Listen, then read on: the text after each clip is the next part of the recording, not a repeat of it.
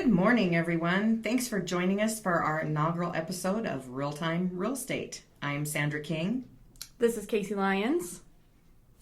And here with us we have Peter with the city. Sandra, glad to be here. Thank you. Thanks for the invitation. Yes, thanks for coming. Yeah, this is exciting. We're excited to have you here as our first guest. And on today's episode, we'll look back at the summer housing market for Western Colorado, what the fall has in store for us, as well as hear from Peter about all the exciting changes going on in the area. Yeah, this itself is exciting. What do you think? Are you nervous, Peter?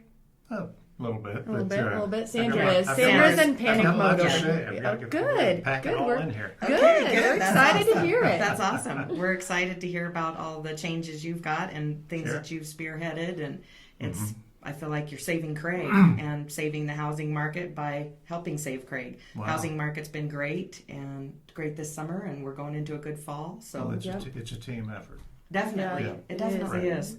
We're all, there's no I in team. We all got to work together, and That's right. Craig's a good place. Yeah. That's right. So the summer housing market's been great. It's been great for buyers and for sellers. Interest rates have been good. They dropped a little bit the last week, and some of my lenders are seeing 3.25% for 30-year fixed. So that's exciting. That's going to continue that momentum into fall. Yeah, and I've noticed on the land side of stuff, there's more people wanting to get back down to their roots. They're wanting to come here. They want to have their own chickens. They want to have the 5 acres. The more simple living lifestyle is what they want to get back to, which is really exciting. It is exciting. I think the fall's going to roll right along. I'm praying for a Indian fall. I'm not ready for the white stuff to come yet, but I think it's going to roll right into it, and prices are holding, and people are still looking to move here, and it's exciting. That's what's exciting is the people that want to move here from the Front Range because they're tired of the rat race, or from another state because they like the area. You know, I think that's a key point when we look at the future of Craig. Some of the amenities that we'll be able to offer here, like broadband fiber, which is being installed right now. We'll have gig-to-the-door fiber for every home and business in this community by early 2020. Wow. Those kinds of amenities will offer people that want to relocate here, that work from the home, those location-neutral locations, or those location-neutral vendors that want the quality of life that we offer, but don't want the cost of living and the congestion of the urban centers. And so we see that as a key marketing theme for us, and we're working on digital marketing campaigns to kind of satisfy that as we get closer to that launch. And some of the other things that are important to this area is exactly what you talked about, the ruralness of it, but yet having the amenities like healthcare. You know, we have tremendous facilities now with expert physicians and specialists and new amenities. So these are, Very good. So these are things that are critical, I think, for people that are looking at our area. The crime rate, the cost of living, and then the amenities like recreation, key factors. Well, yeah, and just like that, Craig, you can go north 45 minutes, be wilderness camping, fishing. You can go west 45 minutes and be in some of the coolest history that is out there, Right. Back in Butch You need Cassidy and Sundance and Indians. Yeah. And You need a Yep. town day, 45 minutes you're in Steamboat. You go south and you're in woods and you're camping and trail and you're hunting and you're fishing, and that's something special itself. Well, we see a lot of people from Steamboat that live here today, that's right. and we think that's going to increase. Steamboat's projection is like 50-some% over the next 20 or 30. Wow. 53%, I think, in growth over the next 30 years. That's another 7,500 to 8,000 people living up valley from us. They don't have enough land today to accommodate their Right. housing needs. They're going to be living here, Right. and so transportation and housing are going to be critical to this area. Right. And that's what we need is more housing, Mhm. new housing, new Right. construction, reasonably priced new construction in town is ideal. I see every weekend people coming in from resort areas, Carbondale, the Aspen area, of course the urban areas of Denver. They're looking at places, retirement. retirees from Brighton and places like that. You know, they thought they lived in the country at one time, and all of a sudden the city has grown out around them. And they're And they looking don't to want get, they're that. looking to get back into that. So. Yeah. We have a retired clown from Denver living here. Nice. Wanted out. Was retired and wanted out of the rat race. So she and her husband moved here, and she's retired, of course. So, yeah. Is he a retired clown? You say, an active one? She is. I'm not sure. Oh, she. Okay. I'm not sure what he did. If if it was a circus or I'm not sure. That's probably a big demand item. I'm not aware. Yeah, exactly. You know, she could still do parties and things. So Peter, kind of walk us through your background. Sure. You know, I hear you're kind of a Huskies.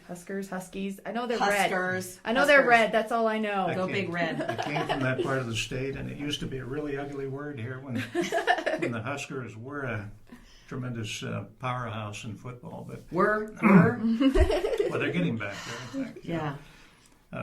Yeah. So my background's kind of atypical. I was in the private sector most of my life, and I got a degree in chemistry. I managed environmental testing facilities. I had labs in California, Texas, Montana. Oh wow! So you traveled a lot. Eastern Colorado, and that was even though I had a science background and I worked on the bench for a few years. I gravitated to management. I was going to say that's sort of funny. Yeah, and so over time I kind of learned the aspect of production chemistry and how to streamline and make things more efficient and cost effective in a laboratory.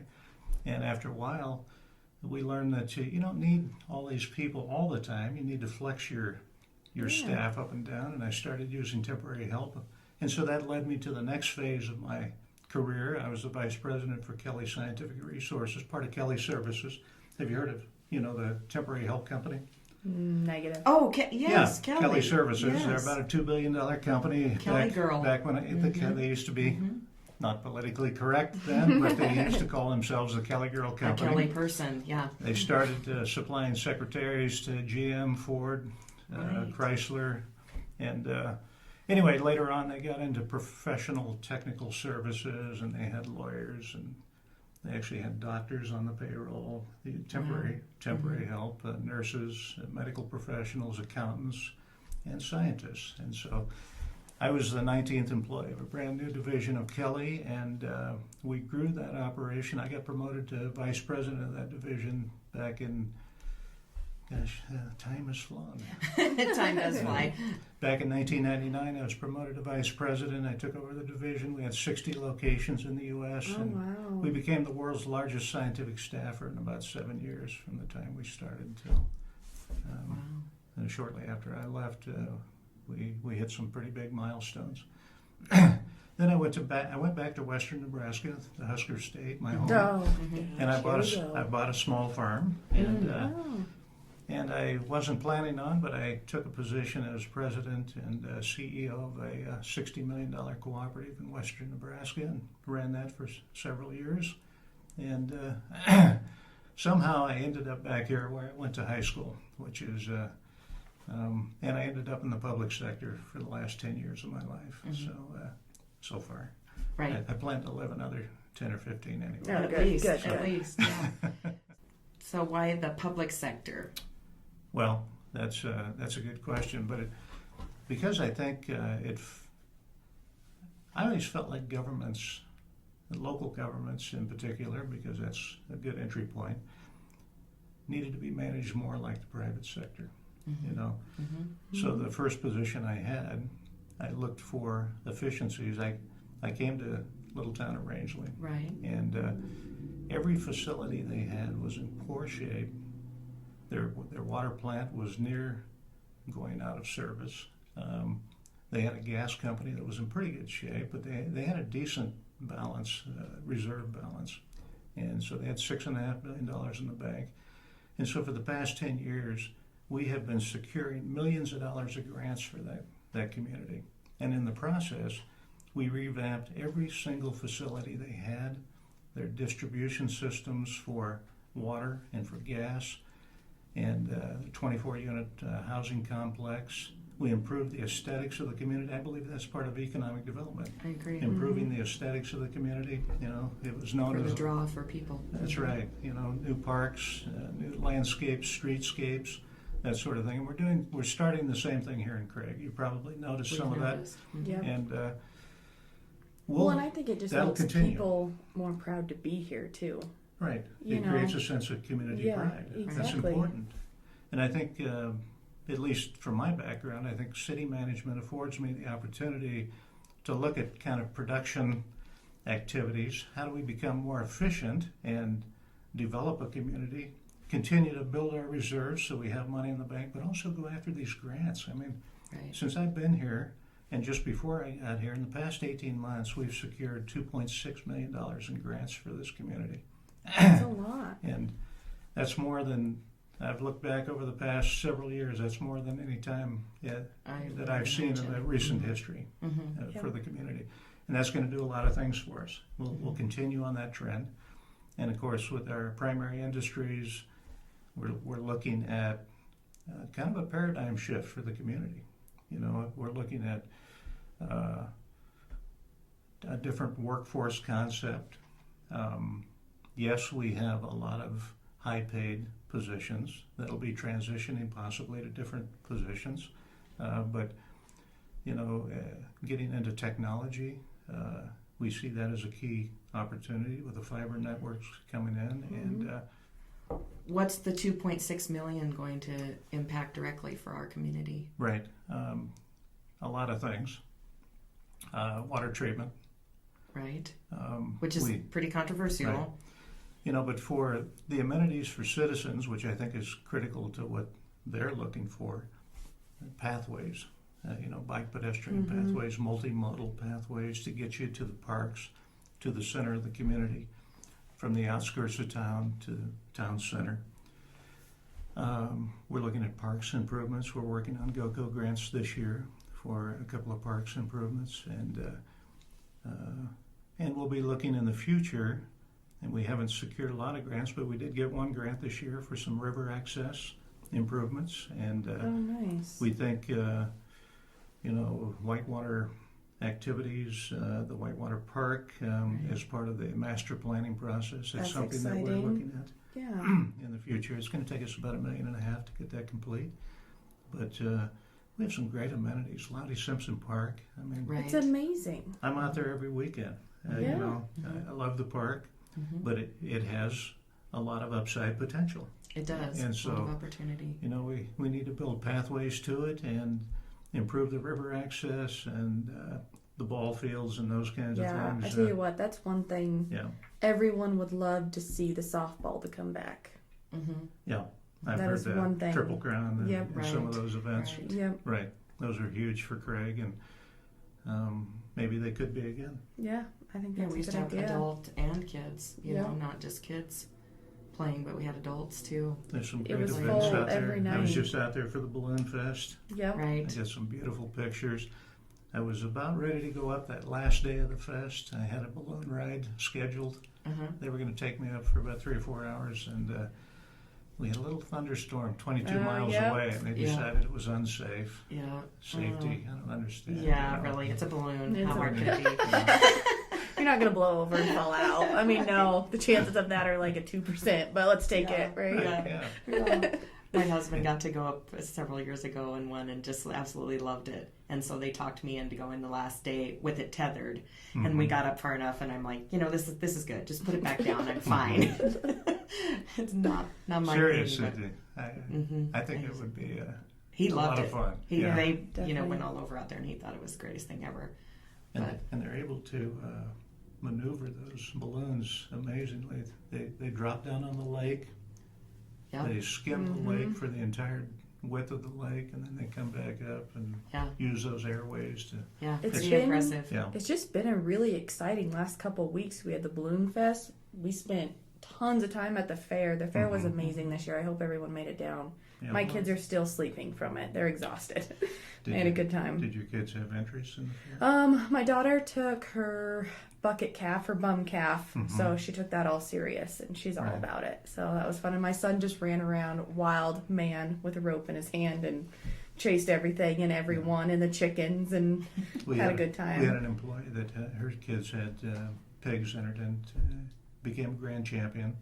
Sold for over $13,000. The businesses really support the fair. They did. It's amazing. This year's sale, congrats to everyone and thanks for all the buyers that came out because it was an amazing year and these kids work hard and it was a really good year. Yeah.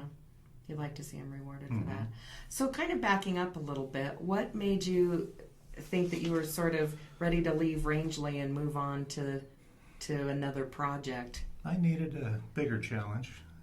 I've managed $200 million budgets in the past, and I kind of got my feet wet there in the public sector, and this was a great opportunity that opened up. I didn't expect this to happen. I was at a meeting with your mayor at the time, and we were talking about the water treatment plant last summer, and he kind of encouraged me to apply for the position because my background, I know a lot about water treatment and wastewater and city infrastructure, and so we attended some meetings with engineers, and I think I credit him with a lot of the reason I'm here today. Right. But, That's exciting. That's exciting. Well, we're happy you're here. Thank you. Appreciate it. Definitely, because just seeing the sidewalk improvements and the things around town that I know that you've been instrumental in moving forward. We launched that, Sandra, Pulse survey. I don't know if you got a copy of that, but we sent it out digitally to over 300 businesses about 6 months ago. And we got feedback from about 20% of the businesses. So it was actually a pretty decent response. But the biggest complaint I heard coming in about economic development here is, what are we tracking? I mean, nobody tracks the metrics. Are the things that you're working on, did they improve or cause a negative effect, or was there any effect at all? And so we're going to start running the Pulse survey and collecting that important data from businesses every 6 months, and so that we can track to see that the work that we're doing has a positive or negative Well, I think impact. that's just helpful too. It includes us and stuff. It makes us feel a part of it and say, I don't know if that was a good idea. I don't think we need that, or Well, if you get that survey, and you should. I mean, we certainly like to see your feedback on that. Yeah. But it showed that a certain percentage of businesses were expanding. In fact, I think I've included some of that. Yeah, 75% of the businesses have 12 or fewer employees in our community, which is not surprising. Right. We have a lot of small businesses here. Right. And 30% of those businesses have been here for over 20 years. That's really cool. Yeah, 50% of those businesses have been here for less than 10 years. So we have a lot of new businesses that are forming. And, it showed that very few businesses were laying off. You're always going to have, especially on the newer end, I think, you're going to see some churn in businesses, but about 5% of the respondents showed that they may have declined. 95% showed stable or increasing in their number of headcounts. So that was somewhat encouraging, to see that businesses are actually thriving in our community. And I think we were really wanting to find out, what are the impediments to growth in our community?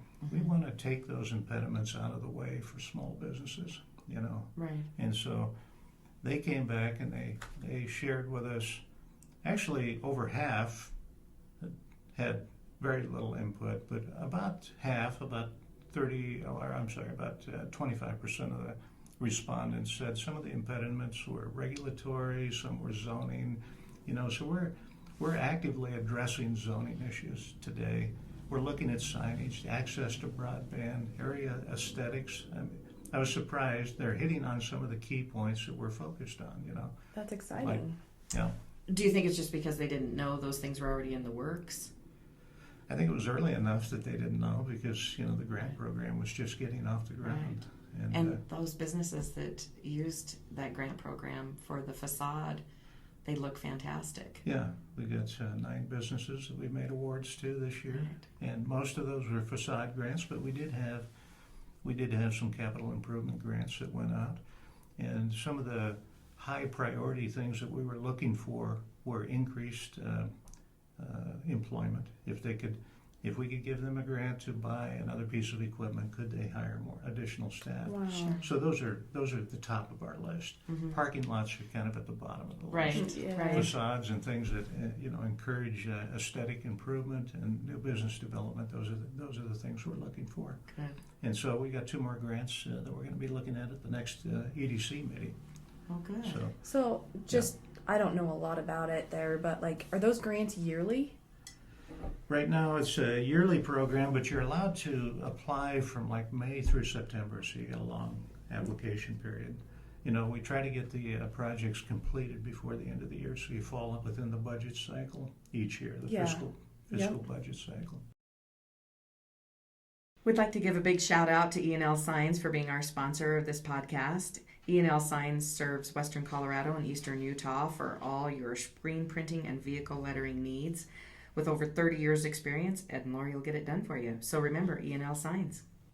I think a big thing for like the investors that I work with not only the opportunity zone and things like that, but just trying to get them to the area, to get them either develop housing or bring in buildings for Factories. businesses, for manufacturing, whatever it is, Right. just trying to get that in. That's That's an exciting feature. I mean, we have an opportunity zone. It overlaps residential, commercial, and some industrial areas. And so we did get a grant. We're pursuing the completion of a prospectus that we expect to have complete in the next 60 days. And thanks, Sandra. You've had a lot of input into that prospectus. So that'll be incorporated as part of the final product that goes out. Then we'll connect that prospectus to the Office of Economic Development and International Trade, OEDIT's state site, and it'll be, we'll have site application, we'll have site information at that site, so businesses looking at Colorado will be able to see our product and our attraction and our incentives. We're I was developing just going to ask incentives. that. Ask about the Yeah. incentives. Okay, yeah, Yep. incentives are critical to They are. everything that we do. Yep.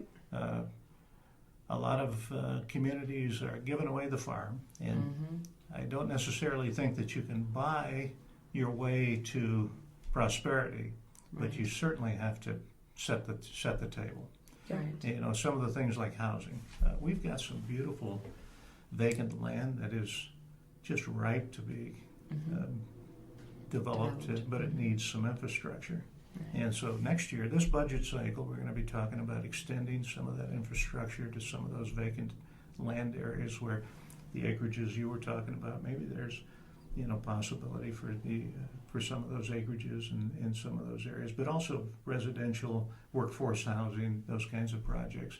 Developers have a hard time getting over the hump in a rural area where they don't have infrastructure in place. They can't hardly bear the burden of both infrastructure and the That's right. construction of the home. Mhm. That's Now right. you can do that in the urban areas because they're growing so fast, Right. and the demand is there, and they can count on the fact that everything's going to get sold up. Mhm. And we think, I don't know, my prediction is despite anything that's going to happen with coal in this area, we're going to maintain a pretty robust economy in terms of the number of housing units that are occupied and the vacancy rates and those Mhm. kinds of things. Right. But Right. but it means that we have to get started now. Right. Yeah, I agree with that. Yeah. Well, and one thing you mentioned about infrastructure, so we notice and we hear from our past clients and things that there is some infrastructure issues with sewer lines up, on 9th and 10th Street and Pershing and Sandrock. 7th And and yeah, Mhm. so does the city have any plan to sort of help along with that, or is that falling Open the back on the house, homeowners? Yeah. Yeah, that's exactly what we're going to be talking about this budget cycle. I'd like to get some infrastructure segments planned out during the budget this year so that we can implement those in 2020 and make, a lot of those vacant land options available for developers. So, and we'll see if that has an impact. On the existing construction. Right. Some of the street cuts are already there. I mean, a lot of the Mhm. infrastructure's in place, but the utilities haven't been brought in. Yeah. Right. Yeah. Right. And that's a big So- expense for some people. It is. It's You huge. know. Mhm. Mhm. So that's very helpful. I mean, what was your... You moved here for work too, but was there anything about Craig that jumped out to you that you were like, yes, I want to live there?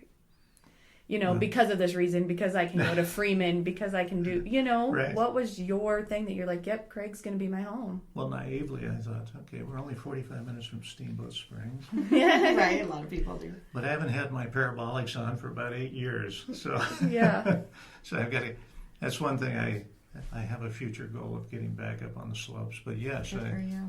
I've got, I have a side-by-side. I like to four-wheel, and there's Good. ample opportunity in this area. Yep. Public lands are abundant out this way. It So is, motorized and- sports.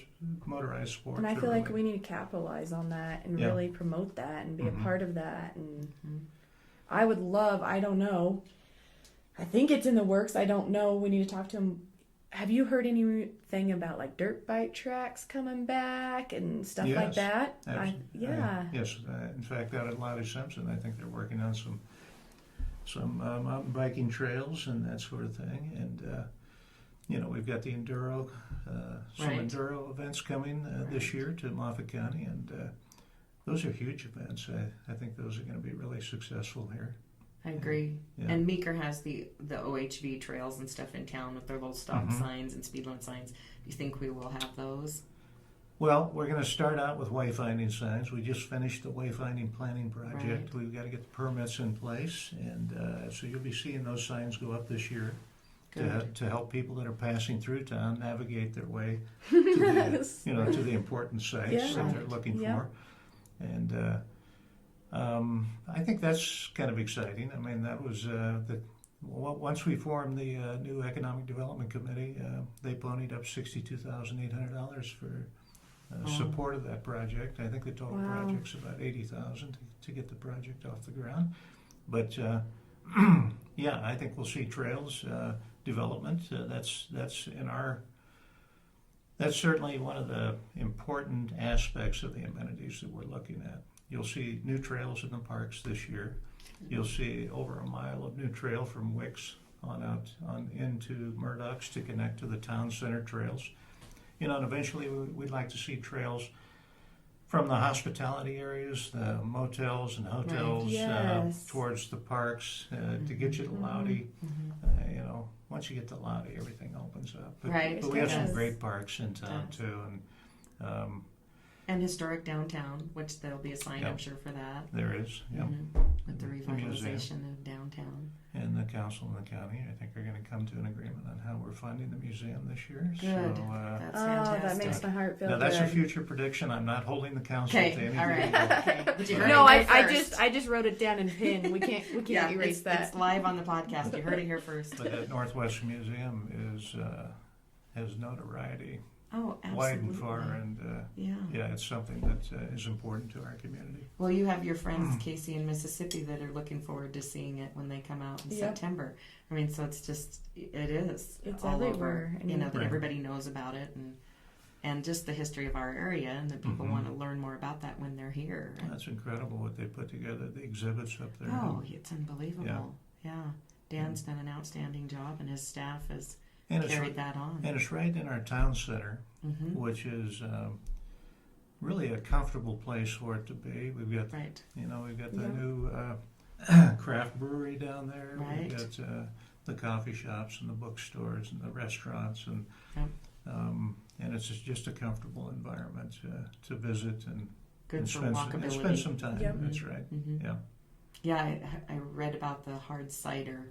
They've got a new hard cider that's pink color at the brewery. I want to try it. Do you know? Yeah. That sounds a little foo-foo to me. but Yeah. I'm not a beer I'm person. going So. for the stouts. Okay. All right, that's good. All Yeah, right. you Casey. I was gonna say it's gonna be a Nebraska thing. I was getting a little worried. Yeah, I didn't There know you if go. you all drink Well, if you're foo going for beer or. Nebraska, we're talking Bud Light. Yeah, exactly. Coors. Give me There's the a craft Coors. beer for you. Huh? Yeah, Exactly. exactly. That's exciting. So what else do you see coming down the pike for our town? So you talk about the enduro and the outdoor activities and whitewater and all that. What Mhm. type of opportunities do you see that bringing in? Well, first off, I mean, our hospitality industry needs to stay robust and vital. Mm-hmm. So restaurants, motels, hotels, that's going to be the initial impact. But other things that we'll be looking at, and a lot of communities are looking at manufacturing as it relates to the outdoor recreation industry. We have a lot of coal, and coal to products is something that has been looked at, is being researched right now. Some companies are actually very good at it. I mean, they're using coal to convert to carbon fiber. Right. Carbon fiber goes into bikes, goes into automobiles. That's exciting. Could we see, because of the quality of our coal, we think that from what we've seen, and University of Utah is actually ahead of us in actually researching this, but we're kind of springboarding off of some of the work that they've done to kind of see how that might fit for our local industry and or our local assets, actually. I mean, the natural resources that we have available. Right. The other thing that's important about the industries that we have, we're looking at the rail line coming through here, potentially, Right. coming from Utah, and that could enhance our opportunity for How different companies. serious do you think that is? I mean, at I what think- stage? I think it has some hurdles, but like coal to products, I mean, we're talking 5, 7, 8 years out before those developments are actually in place. Mitsubishi uses coal for carbon fiber pretty effectively. I think we need to utilize some of the things that have already been developed by industries in Japan and other places. But in terms of the railroad, the 7-county coalition is very committed to doing something there. Now we have some landowners that have concerns about a rail line Right. coming through their properties, and Right. I can understand that. Easement agreements, those kind of things have to be amenable to everybody. But the transportation, I mean, could that mean that we have, in addition to freight, opportunities for new industries coming here, but also could it mean down the road that we have, what's the word? Like Amtrak or something. Exactly. Yeah, Yes. yeah. People movers. Mm-hmm. Who is the 7-county? Well, Rio Blanco and Moffat, and then I think the other 5 counties are in Utah. Oh, gotcha. So they're Mhm. looking at So we're going to be bringing the... that rail across Right. this direction. Yeah. Yeah. that And western corner. I don't know, I think it's just staying in contact with the landowners too and letting them know the process and being a part of it and, And they shouldn't. I mean, they don't like surprises, but this is going to be, like you say, it's going to be a long time in the making. I mean, it'll be 3 to 5 years, I think, before we see Right. that development kick off. But 3 to 5 years is not a long it's time. not that far. Time always goes Yeah. fast. It does. Right. And we have solar, kicking around our town looking. Well, that's so. another huge asset that we have. We have these big transmission lines that come in and out of Mhm. here. And of course, under the governor's renewable challenge, they want to see a greater percentage of the electricity carried from renewable sources. And so we've just submitted 2 grants here at the city for the construction of solar arrays. And these are regional grants. We had to include Routt and Moffat County and all the communities with the exception of Dinosaur, Sure. in both of those areas. And we're looking at solar arrays that would net meter power potentially at each location. Yampa Valley Electric would be a key partner in this process. Right.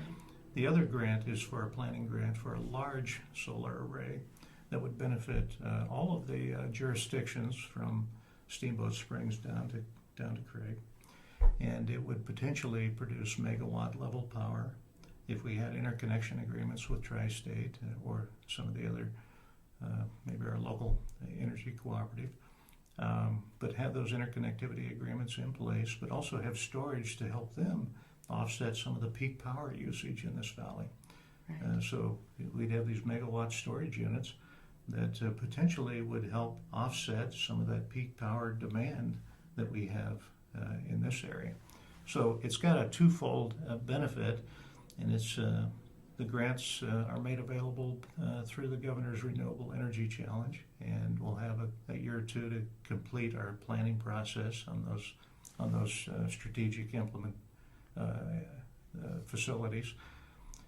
And then moving forward, we hope to get constructed for the school district, the high energy users like our water treatment plant, our wastewater Right. treatment plant, Right. the hospital, Right. having solar arrays to help offset some of that peak power. That's So, ideal. yeah, That's ideal. it's a interesting prospect and something that hasn't traditionally been that popular in this area. No. Right. But- I think everybody is scared.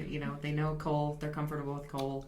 Anything outside that realm is. But as the technology Intimidating. improves, it's making more sense, and the power plants and the local cooperatives are very supportive of this because they also have their renewable thresholds that they have to achieve, Right. Yep. and Right. so we could be part of that. Right. Yeah. Tri-State just isn't a coal company. Right. They have a lot of outreach. Yeah, surprisingly, Yes. they're over a third renewable at this point Right. already. Right. I don't think Wow. many people know. No. I don't think so either. I No. just heard that statistic the Mhm. other day. Right. Yeah, right. And we have the workforce already, in place at Tri-State, things that could transition into. Right. Well, that's where the college is key, I think, in our future. I I agree. think I agree. New program development. We're going to meet with the chancellor for the junior college system here at the end of the month, and our senator will be here as well as two other local, CMU and I was just going to ask if that was going to include the CMU to come up. is his Tim title Foster. the president? Mhm. Yeah, Mm-hmm.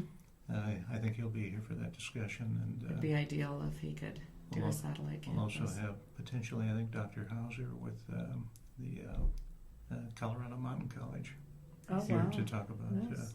the future of our campus and what programs we can.